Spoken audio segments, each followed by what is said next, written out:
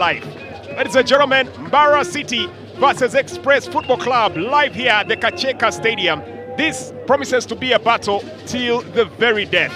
A very good afternoon to you and welcome. And so in the sunny affair, in the early kickoff this afternoon on this beautiful Friday, it is Express Football Club, the Red Eagles with the Red Army descending in Kakyeeka, dressed in the red and black, taking on the all-white Ankolela Shabena and of course Sebagala to come close each time they have possession.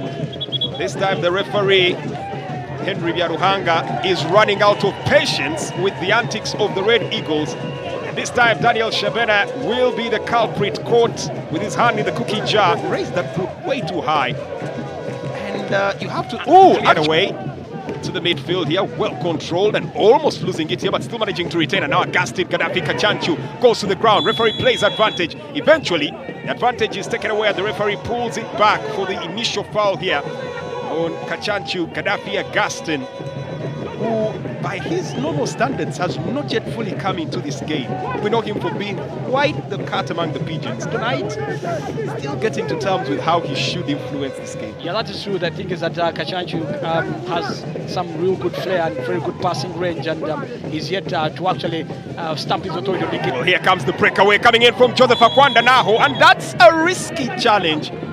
You do not cut across a player in full flight. That will always get the referee's attention, and chances are high you will pay the price. And for the moment there, Najib Tusaba has to quickly come to terms with the do's and don'ts, especially in the big time. Well, I think it's fortunate that it was his first foul, and the opponent, and that is Akwanda, who didn't go tumbling down on the ground. And of course, I think the referee seemed to have thought about giving him a card, and then he realized maybe the contact was not really substantial enough to get the opponent injured. For the moment, it gives a free kick here to the Red Eagles going in for it. For the moment there, Mohamed Sekeba seems to be in two minds on what to do with that ball. But mercifully, the danger passes without incident. Whether they ended up relegating. The intensity and concentration here on Mohamed Sekeba tells the entire story. It's a free kick here. It could get punished. And looks like it's going to be a forlorn attempt there coming in from George Senkaba. Not even on target. And he's quick to acknowledge his error. I don't know, did you see the kind of position he took up as he was trying to take that free kick? It seemed like he was taking a goal kick, not a free kick. In my opinion, well, the tax collectors still have a slim chance of getting back into the title pictures.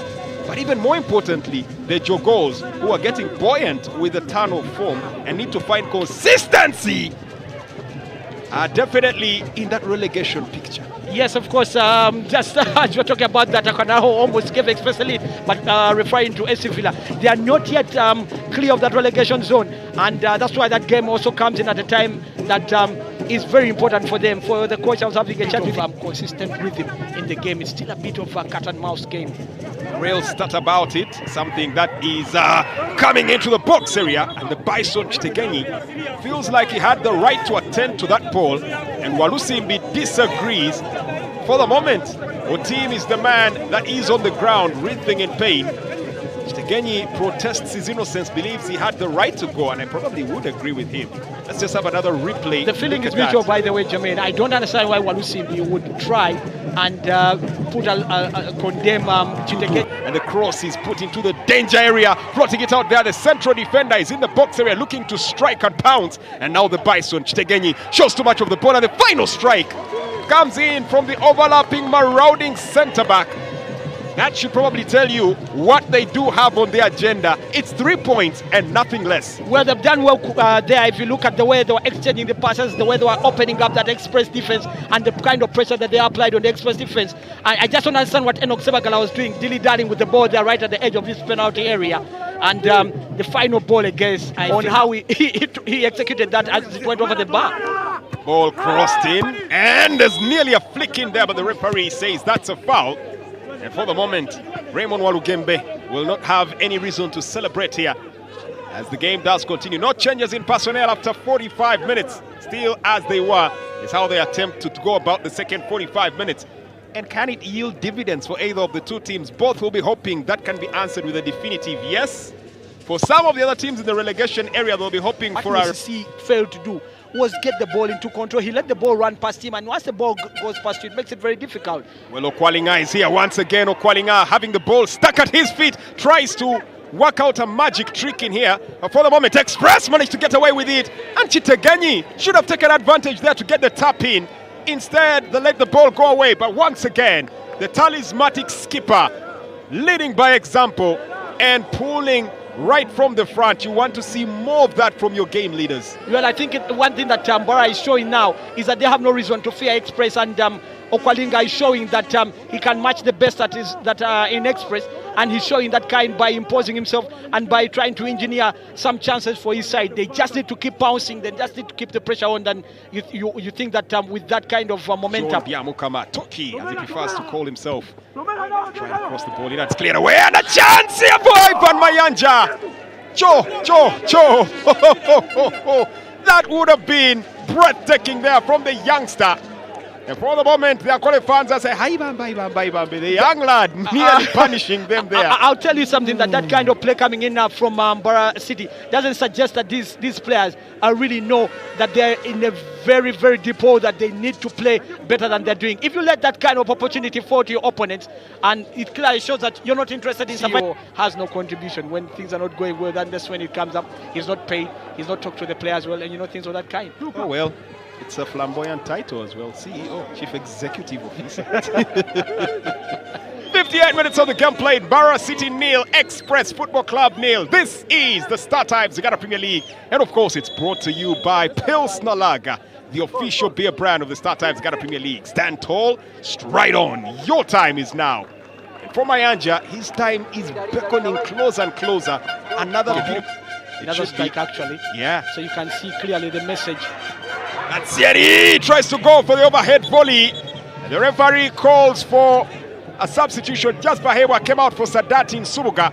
And Sieri Gumaho coming in the place up front of Henry Musisi and nearly making an immediate impact, going for the overhead volley. But looks like he took away the ear of Sadiq Sejeb. That should be a very painful experience. What a monthly or a monthly subscription there, and automatically enjoy an upgrade to your bouquet on Star Times as Henry Tegenyi gets the shot in but just flashes across goal. And that's not all. The Easter spirit will be upon us. That is on Star Times, as lots of prizes are to be won, including Easter hampers, school fees, and extra days of subscription. Reactivate your Star Times decoder today and enjoy a free upgrade plus extra days of subscription from Star Times, the official title sponsors of the Star Times Uganda Premier League. Yeah, and pressure rises again for the Red Eagles. Yeah, that is very true. But from Mbarara, you can see that they're trying to really force the issue there. The ball in, and that looked like the ball touched an arm in there.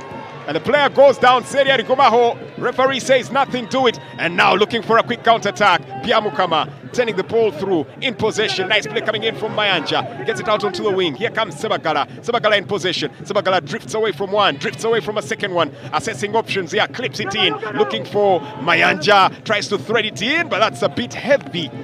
And Akwanda Naho will not be happy with the output there, but very good stuff coming in.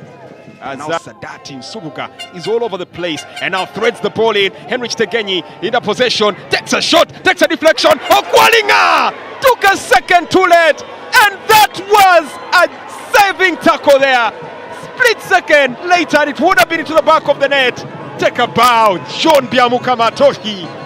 What a way to win a game.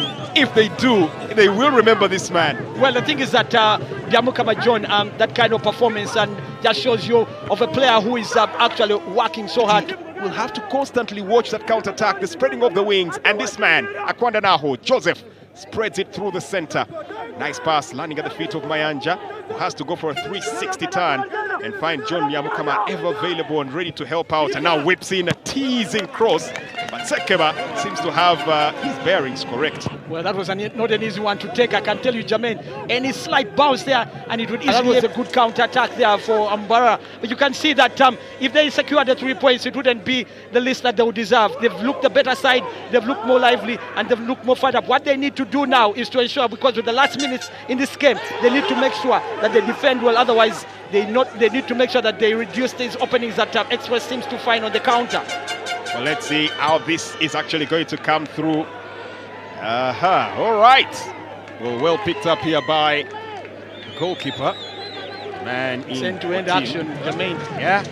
Moment, not a moment for you to breathe in Exactly. here. We really need to catch our breath, and these teams are not allowing us, especially Mbarara. You can see that their lives depend on this one, and they are going for the jugular.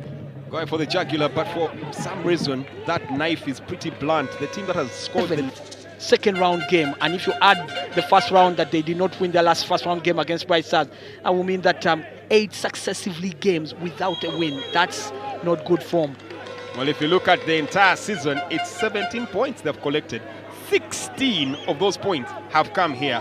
Only 1 point has been picked up away from the Kakyeeka Stadium. That was a draw against Police Football Club.